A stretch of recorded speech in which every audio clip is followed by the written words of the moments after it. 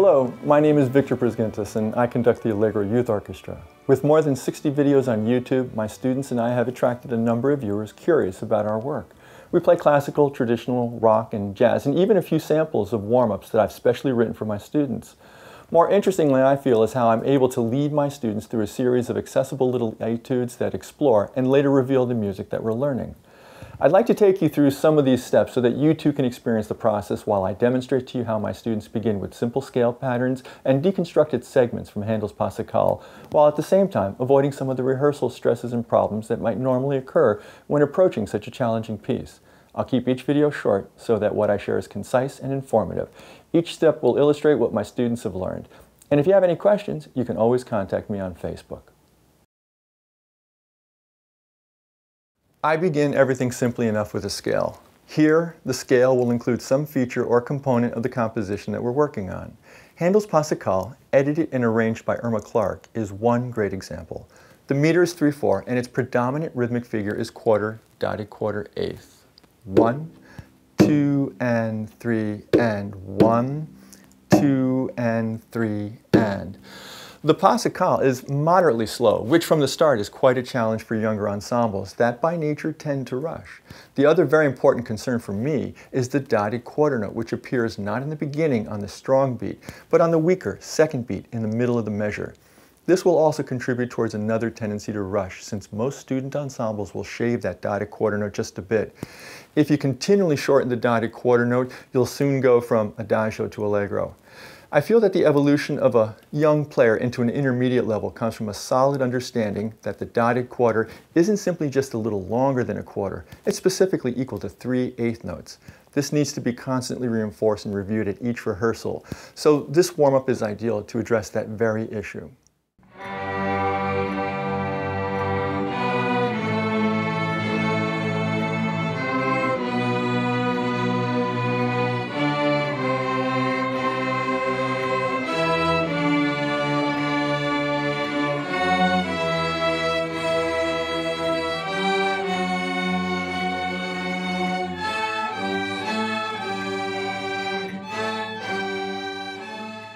That rhythm and this warm-up will become a ritual for this group, much like dribbling a ball, shooting foul shots, or running sprints are basic to various sports.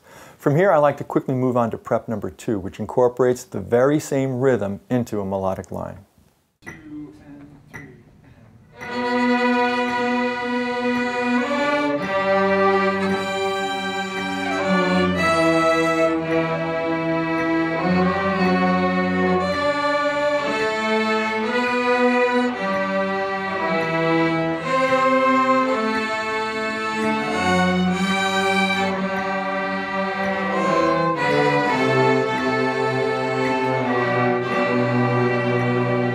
Similarly, the next prep incorporates much of the same material, but in a lower register. Please note, I've had some students who might struggle with the upper version of the previous video, so I can keep them on the lower part, which is somewhat easier to play.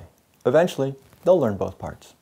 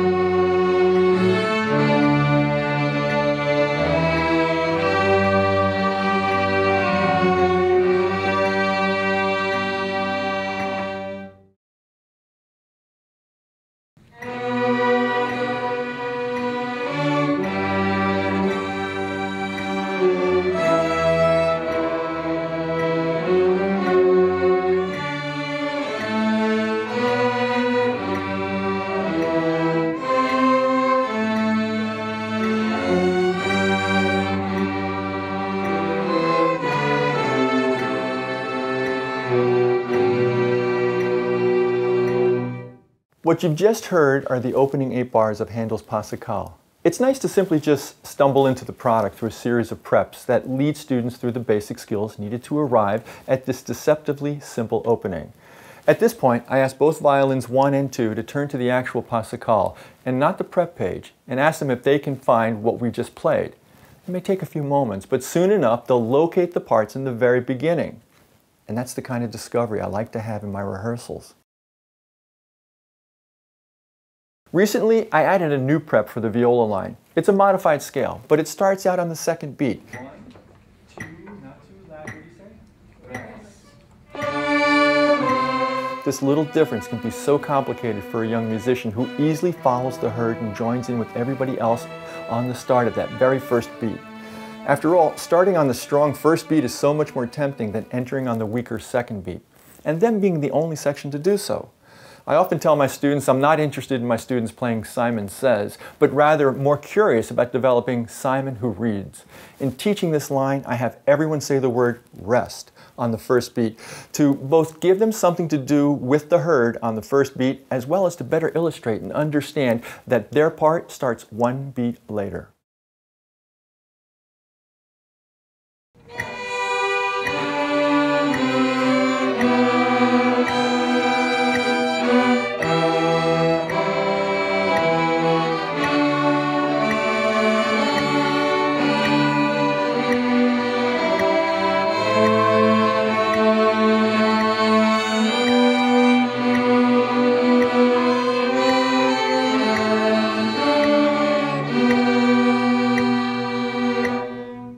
Now, I've had a few ensembles that have been able to come this far remarkably in their first session with me, but adding the next level is the real challenge. The Passacaglia cello bass line is deceptively simple. Half note, quarter, and so on for 8 measures. 1, 2, 3. 1, 2, 3. It is so easy to daydream, rush, and simply destroy this wonderful selection through a poor execution of the cello bass line. So I begin teaching this section by counting and tapping the half quarter notes while counting eighth notes. Even though the bass and cello part are halves and quarters, the real need for the students is to understand the pulse of the eighth note while playing those halves and quarters. So I have them count eighth notes while they're playing the half quarters. 1 and 2 and 3 and 1 and 2 and 3 and. Giving them something to think about while playing the half note gives us all a better chance to hold the note more fully and resist the natural inclination to cut that long note short and thus begin to rush. Also, since they've learned the upper violin parts with everyone else in the previous videos that you've watched, my hope is that they will hear some of the violin and viola eighth notes as they're counting and playing their halves and quarters. This is very advanced work, and I don't kid myself that getting them there will take nothing less than constant effort and dedication. But having these exercises allows me easy access to review these fundamentals and crucial points. Think of any successful coach, and I'm sure you will find someone who drills the basics not once, not twice, but as a regular part of every session. The results will come, but only if you practice the basics as part of your golden rule.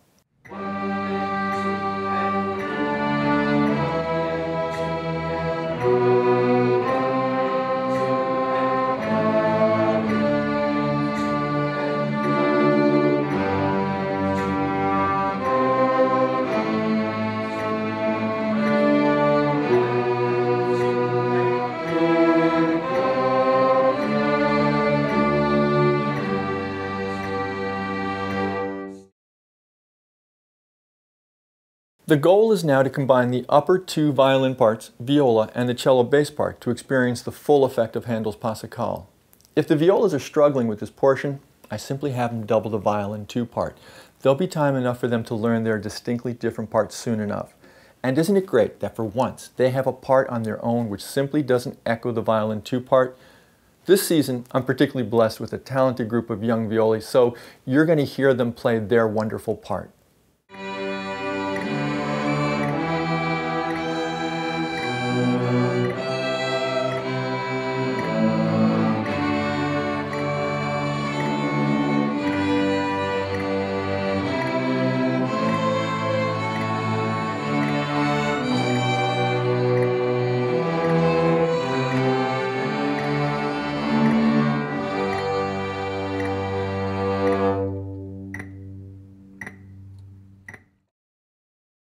This is the first major hurdle in understanding this challenging and wonderful selection. I hope that you found this first part informative, and I look forward to sharing part 2 of Putting It Together, Handel's Passacaglia. Thank you for listening to Putting It Together, Handel's Passacaglia. My name is Viktor Prizgintas, and you could learn more by visiting our Facebook page, Allegro Youth Orchestra, or emailing me at allegroorchestra2012@gmail.com. I hope you found this video both fun and informative, and I invite you to follow our progress on all of our other Putting It Together videos.